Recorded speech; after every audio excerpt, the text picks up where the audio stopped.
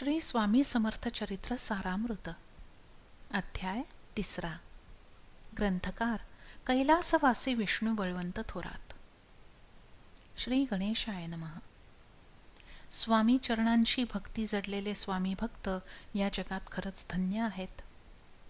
अशा भक्तांची जन्ममरणाच्या फेऱ्यातून सुटका होते आणि त्यांना कैवल्यपद अर्थात मोक्ष प्राप्त होतो. मागील अध्यायात अत्यंत सुंदर कथा वर्णन केली आहे. स्वामी समर्थांनी स्वतः आपले चरित्र सांगितले आहे आणि बाबा दिगंबर यांचे देखील वृत्त मागील अध्यायात कथन केले आहे. काही वर्षे मंगळवेढ्यात राहून मग मोहोळमध्ये स्वामींचे वास्तव्य होते.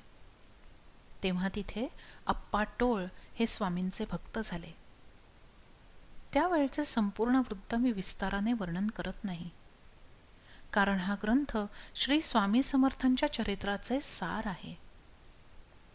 जर स्वामींच्या सर्व कथांचे सविस्तर वर्णन करायचे ठरवले तर हा ग्रंथ अथांग महासागरासारखा होईल. एके दिवशी स्वामींना सोबत घेऊन अप्पा टोळ अक्कलकोटला एका कामानिमित्त जायला निघाले. पण अप्पांना अर्ध्या रस्त्यातूनच काहीतरी कारणाने मागे परतावे लागणार होते. त्यांनी आपल्या सेवकांना सांगितले की जोपर्यंत मी परत येत नाही तोपर्यंत तुम्ही स्वामींच्या सोबत राहा आणि इथेच तात्पुरता मुक्काम करा. अप्पा मोहोळ नगरासाठी परत गेल्यावर स्वामी उठून जाऊ लागले. अप्पांच्या सेवकांनी स्वामींना खूप विनवण्या केल्या, पण स्वामींनी त्यांचे ऐकले नाही. तिथून निघून स्वामी अक्कलकोटला आले आणि स्वेच्छेने गावाच्या वेशीवर बसले. तिथे एक मुसलमान मनुष्य होता, ज्याने सुरुवातीला स्वामींची थट्टा केली. पण स्वामींचे चमत्कार पाहिल्यानंतर त्याला जाणीव झाली की हे कोणीतरी सिद्ध पुरुष आहेत. त्यानंतर स्वामी गावात गेले. गावातील एक रहिवासी चोळप्पा याची पूर्वपुण्याई म्हणून स्वामी त्याच्या घरी वास्तव्यास गेले. स्वामी हे साक्षात ईश्वर मूर्ती आहेत हे चोळप्पाने जाणले आणि त्यांचे आदरातिथ्य केले. स्वामी समर्थांचे वास्तव्य असणारे ते घर खरंच धन्य आहे.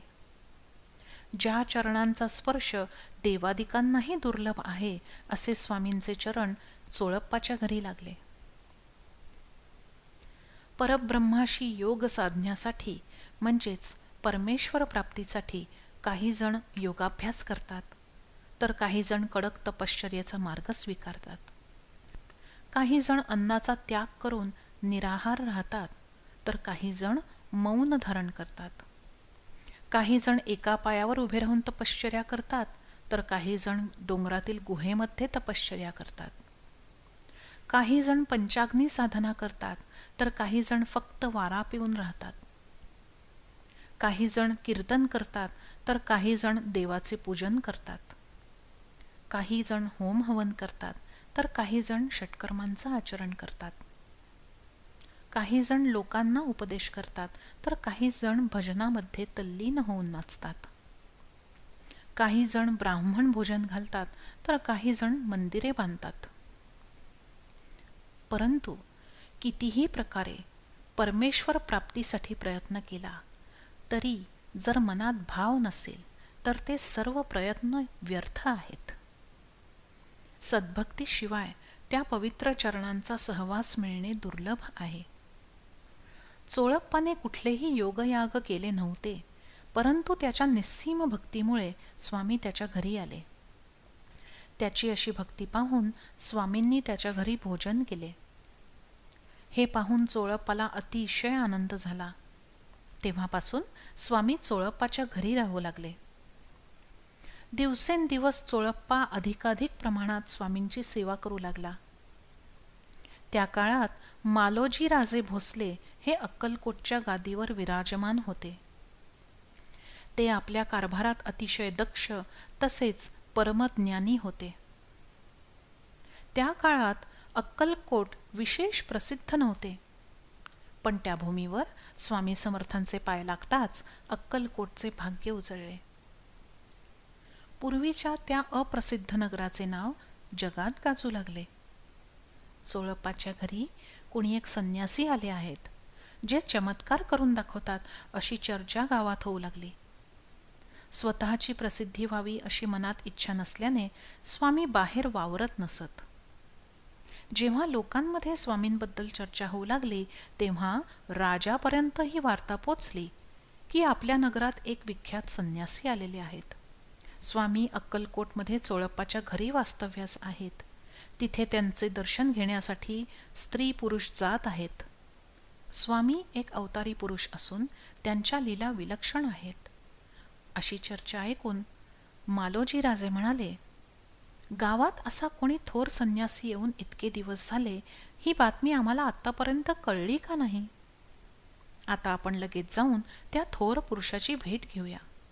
पण जर ते महाराज खरोखर अंतर्ज्ञानी असतील तर ते स्वतःहून आम्हाला दर्शन देतील. मालोजी राजांच्या मुखातून हे शब्द बाहेर पडताच प्रत्यक्ष स्वामी समर्थ समोर प्रकट झाले. ते पाहून सर्व सभा चकित झाली आणि मालोजी राजांची मती गुंग झाली. राजे सिंहासनावरून खाली उतरले आणि त्यांनी स्वामींच्या पायी लोटांगण घातले. मालोजी राजांच्या डोळ्यात प्रेमाश्रू आले आणि त्यांचा कंठ दाटून आला. त्यांनी स्वामींच्या चरणांना घट्ट मिठी मारली आणि आपल्या डोळ्यातल्या अश्रूंनी त्यांचे पाय धुतले. त्यानंतर स्वामींचा हात धरून त्यांना आदराने सिंहासनावर बसवले. मालोजी राजांना मनातून खात्री पटली की हे अवतारी पुरुष आहेत. त्यांच्या मनातील सर्व संशय मिटले आणि स्वामींच्या चरणी त्यांची दृढ भक्ती जडली. संपूर्ण सभा आनंदाने भरून गेली. सर्वांनी स्वामींच्या चरणांना वंदन केले आणि मालोजी राजांनी स्वामींची षोडशोपचार पूजा केली. अशा प्रकारे स्वामी समर्थ चरित्र सारामृत ग्रंथाचा हा 3रा गोड अध्याय भक्तांनी आनंदाने ऐकावा. श्री स्वामी समर्थ. जय जय स्वामी समर्थ.